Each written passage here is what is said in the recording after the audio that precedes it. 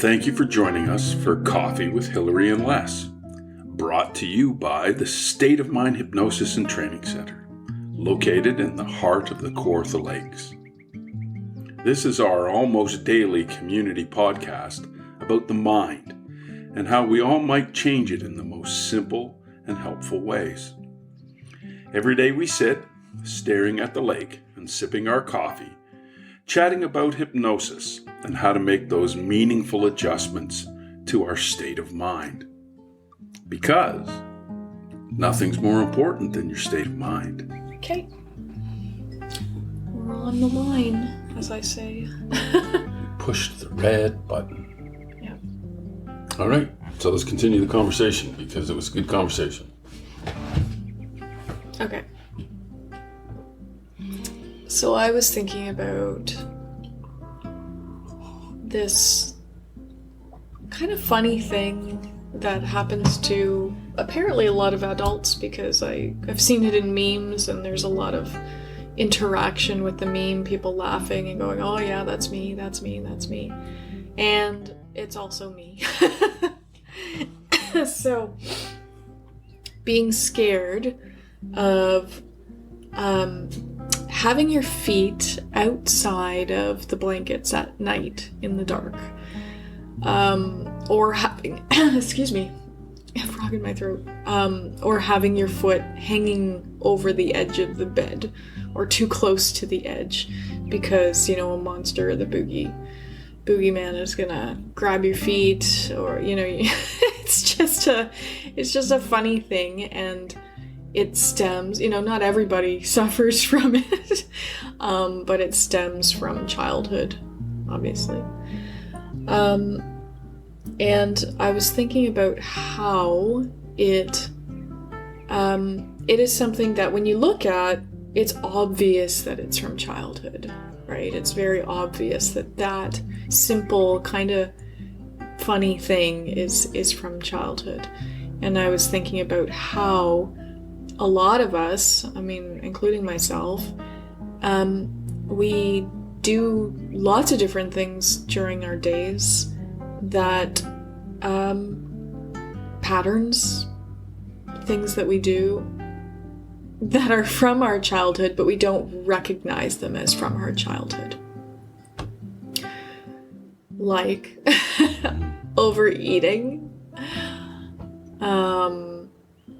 And that's the one that came to me. Things like, for example, when I say overeating, it's usually stemming from things that we went through in our childhood. It could be being told to eat everything on our plate and then you get a treat. Or treat being a reward for something that you did.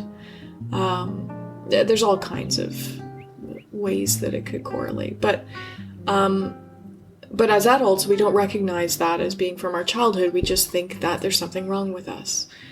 You know, why do I do that? I don't even know if we go as far as to say there's something wrong with us, as much as we might say, I don't like that I do that. And that's back to that, well, why do I do that all the time? Why do I think of it that way? Why do I approach it that way? Yeah, like, I love it, you know, and I've been doing my best to avoid using the word program. I was listening to these podcasts and I say program too often, but I can't come up with a better word. Hilary's going to look. But I think, you know, for me, it just reminds me of the idea that our mind, or our the big parts of our mind, the big structures that exist in our mind, the patterns that exist in our mind, the connections we make within our mind, these things get formulated early in our lives. You know, I remember my mother, when my little sister was born. I was 11 years old. And I watched how my mother would do things like dip her soother in sugar and watch how that calms her down. Now, she I don't know if she was really capable of deliberate cognitive thought at that point. I mean, she's an infant, but already she was learning that sugar was something that would soothe you. And, eating is one of those things that we get trained into, right? From the instant you're born, if you get nursed, you have to learn how to attach. You have to learn how to suck. You have to learn how to soothe yourself. I mean, this is incredible the way the psychologists have written lots on this. You can read tons of this, and, people talk about an oral stage and things like that. These are very much methods that we adopt very, very young. And so when some adult says, night, night, watch out for the boogeyman, right? And you're 4 years old, why wouldn't you think there is a boogeyman, right? And normally your parents and your family are telling you things that you should be careful of, and they're training you. So of course there's a boogeyman, and all those crazy thoughts that go in. Now, many of us reprogram ourselves over time. Sometimes it comes when, in a gentle way, when, somebody who loves you rubs you on the head and tells you there's no boogeyman. That's just a silly thing that adults say to get kids to stay in bed. So don't worry about it. Oh, is that why? Is that why it was said? Right? And this kindly gets reprogrammed, and you accept that there isn't a boogeyman. Sometimes it's reprogrammed in an unpleasant way, because you're at your first sleepover, you're 10 years old, and you're hustling into bed saying, oh, no, we got to watch out for the boogeyman, and all the other kids start making fun of you, and then you start going, whoa, you start to doubt whether or not you can trust your parents and the things that they've said. And who else, up until maybe their teenage years, would run and jump as far as they could into bed? Other than you?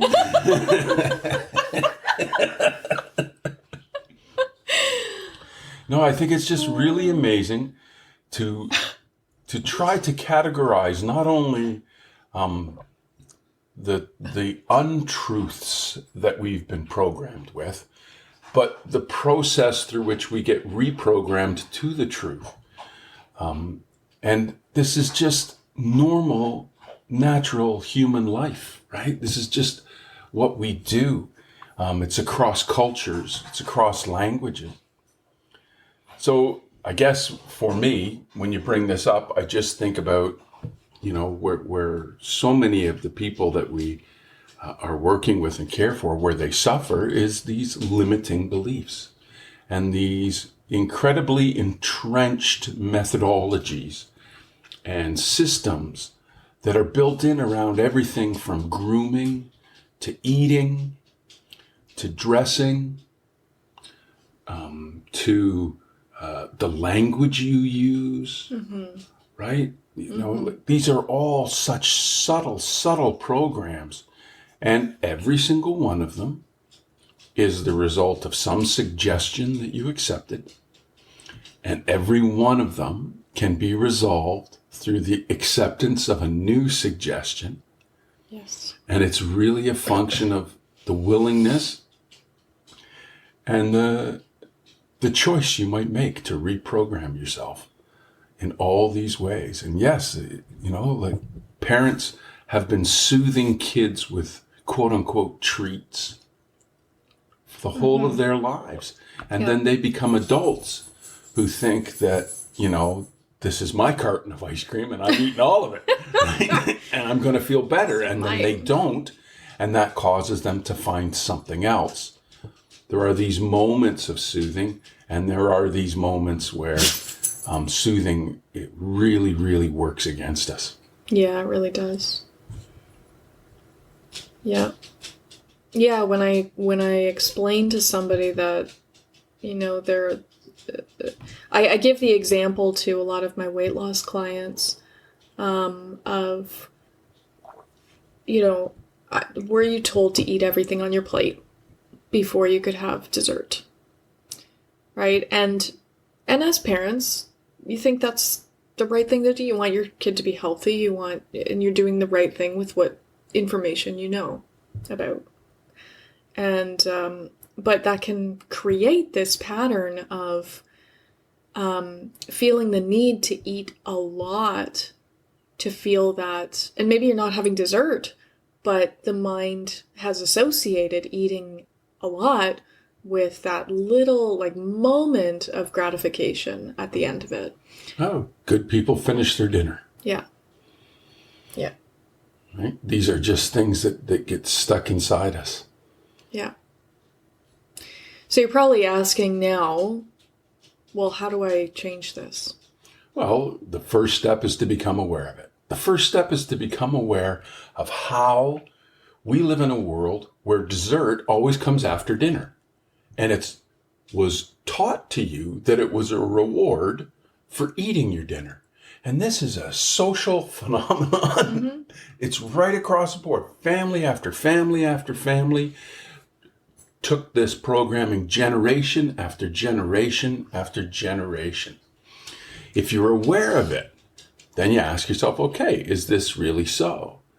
Is this really true? Now, sometimes that's all it takes, right?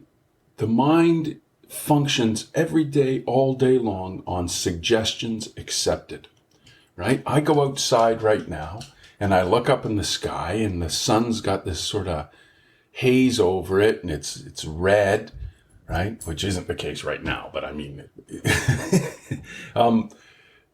and somebody says to me, oh, that's the smoke.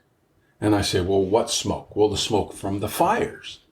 Well, what fires? It's the fires up north. And then I just accept all of that. And now every time I see that kind of haziness, I think, oh, there must be smoke. Now that's just a suggestion accepted. And suggestions are offered in good faith by good people all the time. But suggestions are also accepted that aren't true, that somebody else received and they're passing along to somebody else, but the truth or the veracity of it was never really confirmed. And then we get these myths, I suppose, for lack of a better word. We start to interpret life a certain way. Yeah. But yeah, you can change this with just a little bit of research. I don't know how you do that anymore in a world where everybody's telling lies, but you spend a little bit of time in critical thinking, asking yourself, could this be true? Is this true? Why do I think this? If everybody paused and said, did you know that the effect of sugar on your bodily systems is really quite harsh and it's really quite negative? I know this because I've learned I was diabetic, right? That you start to say, well, how is sugar good? How is there anything good for me in today's form of sugar? Yeah. Right? And there's a new suggestion to consider, right? Is this really what's best for me? Yeah. Yeah. But how do you override, for the people going, well, I've thought that before. How do I override that programming? How do I teach myself something new? I'm a big believer that a bad habit is not something that you stop. It's something that you replace. Right? We are creatures of habit. We don't like making choices. We don't like thinking these things through. And so what happens is that we do the same thing over and over and over. Mm-hmm. But it's just as we've created bad habits, we can create good habits. Right? One of the habits that I can successfully say it's now a habit for me. Mm-hmm. That the first thing I think of when I wake up is my self-hypnosis and my desire to have my mind in a good place when I address the day. Mm-hmm. I really pay attention to the first thoughts I have. Now, I can say that I successfully thought whatever came into my darn head for the first 40 years of my life. But I can say that the last few, I've really put in a concerted effort to grab my mind first thing in the morning and start filling it with the things that I think are best for me in terms of my own growth and development as a being. Yeah. These are habits that you can develop. Because, I remember practicing law and waking up in the morning and being just horrified. I immediately go into terror and panic. All the things I have to do in that day and that I don't know that I'm going to be able to do, and how much it matters to other people. And, I'm living my life in anxiety. Yeah. So, I think the first thing is to be aware. Yeah. The second thing is to trust yourself. Yeah. You're a smart being and you can trust your own instincts. Yeah. Not blindly, but is this helping me? Well, obviously not, with the emotions and the feelings I have in my body. Yeah. So what could I do differently? Yeah. So on that note, when it comes to trusting yourself, well, let's just go into a little bit of a technique here. I'm not gonna, go through it all, but I'm gonna just lay it out so you can try it later. Start with the premise that you are going to trust what your mind brings you in that moment. And if you find a time where you can be relaxed and just present with your own thoughts, and if you're suffering from what we're talking about today. Can I add to that? Yeah, absolutely. There's an old, make it the reframe of the day. Yeah. Insight speaks to the quiet mind. Mm-hmm. So you don't trust your mind when it's in a state of panic, when it's scrambling around, when it's upset. You got to quiet your mind. Yes. And quieting your mind usually is easily done by focusing on your breath and getting yourself in a comfortable, safe place. Just pick a space where you're safe. No one can get to you. Nothing can happen. You've got a little bit of time to pause. Mm-hmm. And then quiet your mind by just focusing on your breath. Breath in, breath out. My favorite is to imagine myself breathing in a beautiful blue tone of love. And then when I breathe out, I share it with the world. And in breathing in and breathing out, I slowly quiet my mind. Yeah. And then in that quiet state. Yes, then you just ask yourself, where is this coming from? What's going on for me? And that might come as a thought. It could come as an image or a sensation of some sort. But it's just this new knowledge, right, that your mind may bring you. And go with the first thought. Our we like the saying, first thought, best thought. I can't remember exactly where it came from. But, first Most thought, of what we have to teach is so old, and that you can't isolate it to one person. So just share it along and don't worry about it. So first thought, best thought, and just go with what comes to you. So if you're taken back to a moment in your childhood, just go with it. And be the observer of it. You don't have to go through a lot to start to release these patterns. Just being aware of where it came from is a lot. Or like it starts the shift. I can't remember what it is, but I think it's an old saying where I'm going to butcher it here, but we're more afraid of the things we can't see, right? Just like the boogeyman. Exactly. There we go. 360. But when we don't know where things are coming from, it messes us up, right? We're confused. We don't know how to change it. So when you go back in your mind, you ask your mind, where is this coming from?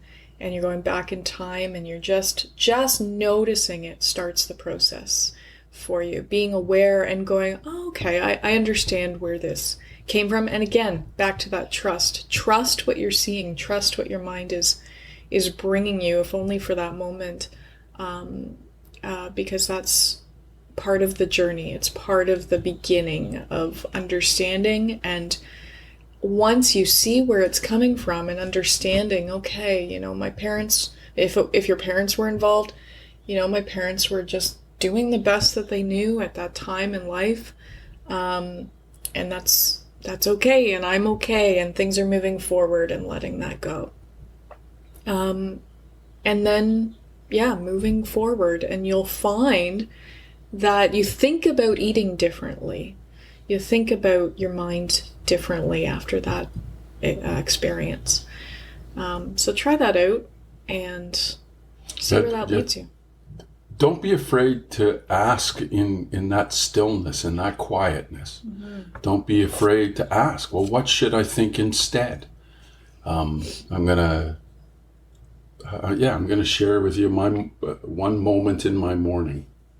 In my morning this morning, I was thinking about what I needed to do, and writing is something that I love to do, and I'm often afraid of it. I don't know why. And this morning, I was doing the negative thought in myself, saying, well, what do you have to teach anybody? Like, what the hell do you know? And I caught that thought, and then I said, I don't like that thought. It makes me feel inadequate. It's not helpful, but I don't know what to think instead. And so I thought, well, what do I have to teach anybody? And that was my question that I put out there. And my mind stopped. It was beautiful, and said, well, you know, you're going to teach anyway. Because I really believe that we're all just constantly teaching and learning. We're all just walking around teaching each other and learning from each other. It's just what goes on. It's the nature of our existence. And my mind offered me, well, you're going to teach anyway, so just do your best. And believe it or not, it brought me a lot of calm. And it was just about pausing, taking that deep breath, opening myself up that there's an answer for me somewhere. I don't have to think this negative thought. I don't have to be critical of myself. I don't need to be judgmental of myself. And then I asked, well, what could I think instead? And that's what came to me. I'm going to be teaching anyway, so I might as well just teach what I think is best. And so there you go. We're all just doing that. No matter what our context, no matter what our circumstance, we're all just doing that. We're all just trying to do the best we can. And what interferes with the best we can is that programming that we received over decades sometimes from people good-hearted people who loved us sometimes. And we're just trying to help. And we just received a suggestion, and we interpreted that suggestion a certain way, and then it came to not be helpful.